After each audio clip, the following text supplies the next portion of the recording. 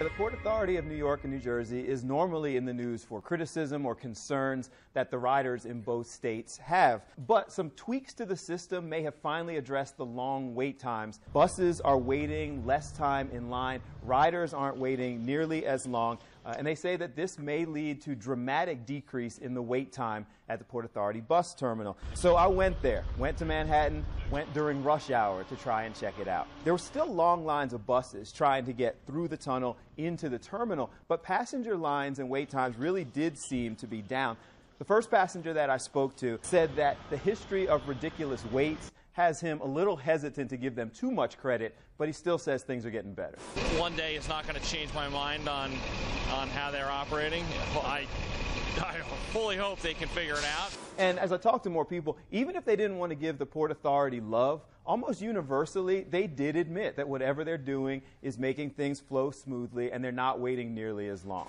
You might wait, anywhere 45 minutes to an hour for buses that are supposed to show up every 6 minutes. And what's it like now? 10 to 15 minutes tops. There were too many buses that were all arriving at the same time. If you were early, you got in line. If you were late, you got in line, and they all got backed up. So now they're redirecting buses. Port Authority still has a lot of issues. Got issues with broken down buildings, delays, budget shortfalls, but they've become a lot more responsive through social media and others. But we're putting it up on our Facebook page, starting to get response.